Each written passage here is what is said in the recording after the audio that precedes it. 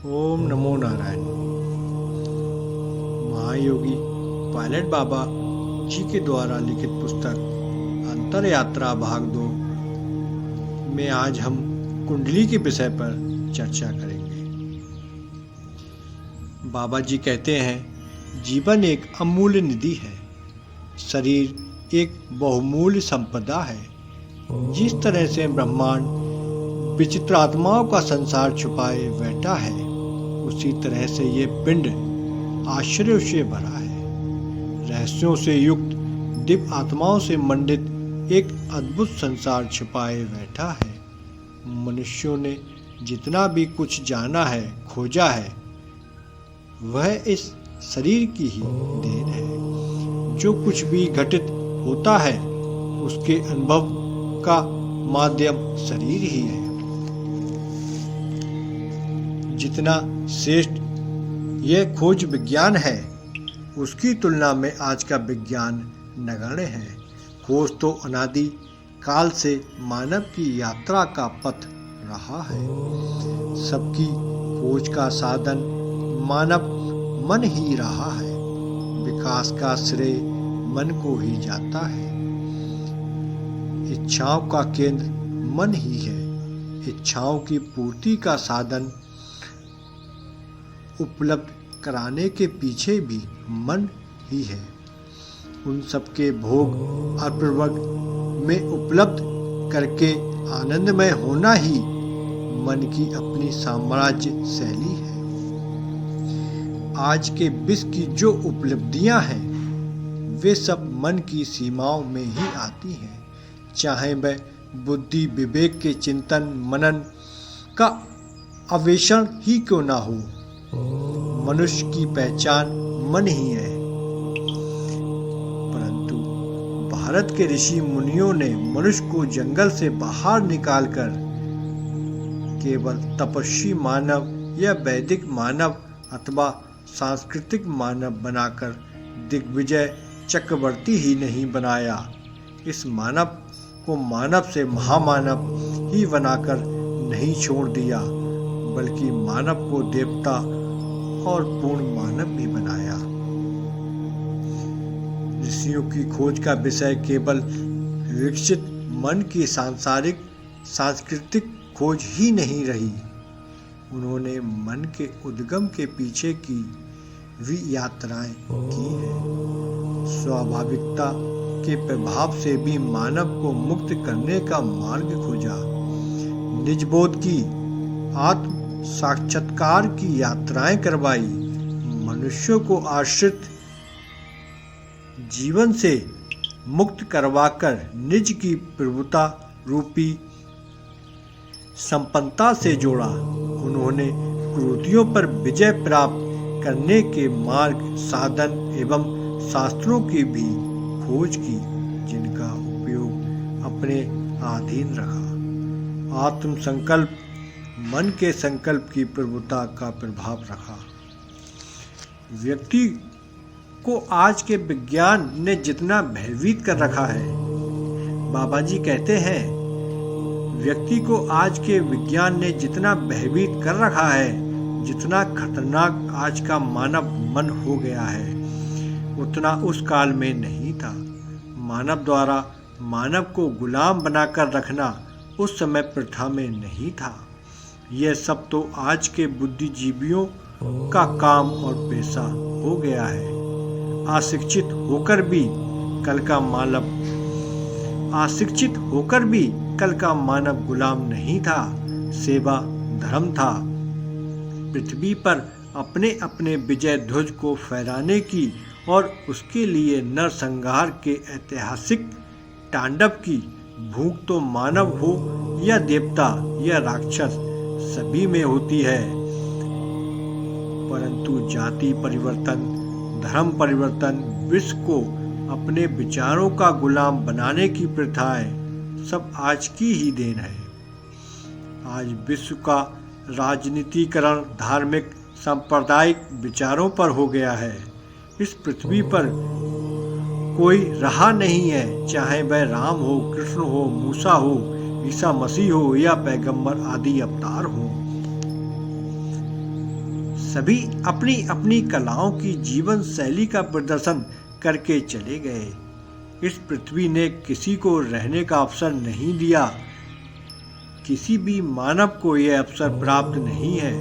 जो कुछ भी पृथ्वी देती है या जो कुछ भी प्रकृति प्रदत्त है वह सब छिन जाता है या छीन लिया जाता है। इसके बावजूद भी यह अभिमानी मन मनुष्यों को अपने ही विचारों का गुलाम बनाकर रखता है। गुजरा हुआ कल हमारा आधार हो सकता है। हमारे पूर्वज हमारे जीवन मार्ग के प्रतीक हो सकते हैं, परंतु जो वे कर गए, जो वे कह गए, वैसा जीवन हम क्यों जिए, उन्हें हम क्यों ढोएं? बाबा जी कहते हैं उन्हें हम क्यों ढोएं?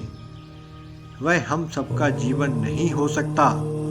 वे हमारे पूज्य हो सकते हैं क्योंकि वे हमारी जीवन यात्रा की एक कड़ी है, परंतु वे हम कैसे हो सकते हैं? हम अपने ही कर्म से निर्मित संस्कारों और प्रारब्धों को लेकर आए हैं। हम सब मुक्त होने के लिए आए हैं। हम सब निष्काम होने के लिए आए हैं। हमने जो कुछ भी लिया है, दिया है, उसकी पूर्ति कर निजबोध के लिए आए हैं। फिर हम उधार का जीवन क्यों जिए? दूसरों के विचारों को ढोने के लिए हम क्यों मजबूर हों? हमारे अपने अधिकारों का हनन करके धर्म और राजनीति के नाम पर लोग हमें गुलाम क्यों बनाना चाहते हैं? शक्ति का दुरुपयोग, विद्या का दुरुपयोग, सिद्धांतों का दुरुपयोग क्यों हो रहा है? क्या हम सब अनुयायी बनकर जीने आए हैं? क्या हमारी जीवन यात्रा का अर्थ केवल उन लोगों पर विश्वास करके उनके प्रति समर्पित हो जाना है? हम सब उनसे निकलकर आगे आ चुके हैं। वे लोग हमारा इतिहास हो सकते हैं, हमारा गुजरा हुआ कल हो सकते हैं, परंतु वे लोग हमारा वर्तमान कैसे हो सकते हैं? वे लोग हमारे मील का पत्थर कैसे हो सकते हैं? वे लोग मेरे जैसे यात्रियों के जीवन में एक पुल कैसे बन सकते हैं? हमारी यात्रा तो आगे की ओर है, फिर वे हमारी इस यात्रा मार्ग में कैसे आ सकते हैं? उनके विचारों का, उनके द्वारा किए गए कर्मों का इतना ज़्यादा प्रभाव हम क्यों डाले हुए हैं? हम गुलाम, सेवक, दास भावनाओं को जन्म देते चले आ रहे हैं। यही कारण है, बाबा जी कहते हैं, यही कारण है कि मानव गुलामी को स्वीकारता चला आ रहा है। दास भावना से जुड़कर अपने कर्म की महानता को भूल जाता है। हमारे कर्तापान, क्रियापान की पहचान का शोषण किया गया है। हमारे अंदर छिपी अपार संपदा पर पर्दा डाला गया है। वे लोग जिन्हें धार्मिक गुरु कहा गया है, वे नहीं चाहते कि आपका विकास हो, आप सांस्कृतिक बने, आप बुद्धिजीवी बने, आप अपनी अस्मिता को जाने। तभी आपको आस्था, विश्वास, श्रद्धा के नाम पर समर्पण सिखाया गया है। परमात्मा की सर्वज्ञता का गलत अर्थ लगाया गया है। राम के पुरुषार्थ कर्म और कृष्ण के लीलामय कर्म का भी गलत अर्थ लगाया गया है।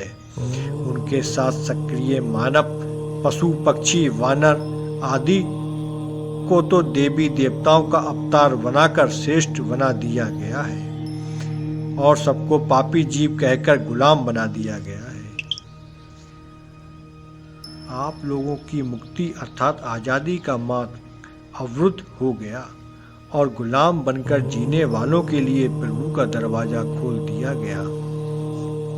आप कथा सुनकर मुक्त हो सकते हैं। मुक्त होने के लिए आप उनके द्वारा गाए गीतों को सुनकर मोक्ष प्राप्त कर सकते हैं, परंतु अपने कर्मों से नहीं। अपनी बुद्धि से नहीं, अपने योग से नहीं, अपनी तपस्या से नहीं। इसलिए तो भारत का मानव कई हजार वर्षों से गुलाम बनता चला आ रहा है। उनकी किसी ने भी सहायता नहीं की। आज भी यही हो रहा है। फिर से आपको गुलाम बनाने का षड्यंत्र चल रहा है।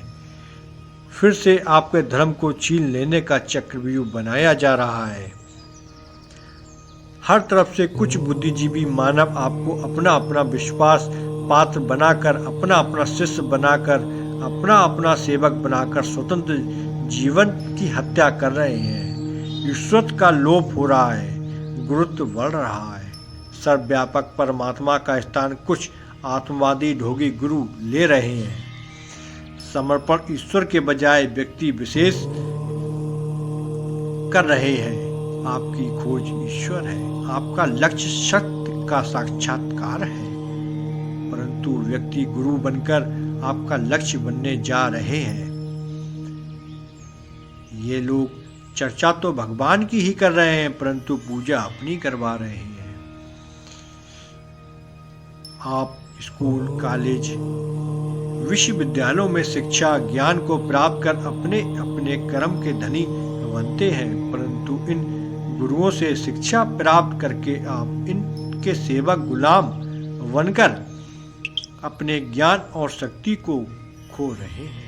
आप लोग भेड़ बकरियों की तरह क्यों जीना चाहते हैं, जिन्हें 2-4 कुत्ते चरा लेते हैं और जिन कुत्तों का मालिक चरवाहा होता है। आप अपने अंदर छुपी उस अपार संपदा और शक्ति को जगाएं, अपने आप को इस शोषण से मुक्त कराएं, नहीं तो आप मूर्ख बनकर रह जाएंगे। बाबा जी कहते हैं आपका यह जीवन भी बेकार हो जाएगा। हम सबके अंदर अद्भुत शक्ति का भंडार है। जो इस व्यक्तित्व में छिपा हुआ है वह अदृश्य शक्ति है। इस शक्ति का एक केंद्र है, उसी केंद्र से परमात्मा की पहचान होती है, उसका अनुभव किया जा सकता है। वही केंद्र सत्य से परिचय करवाता है, वही से ही जीवन की मूल शक्ति की पहचान होती है। वह ऐसा केंद्र है जो बाहर की सभी सक्रियताओं को अपने अधीन रखता है, और वही केंद्र भीतर की ओर ले जाता है, जिसे हम कुंडली कहते हैं।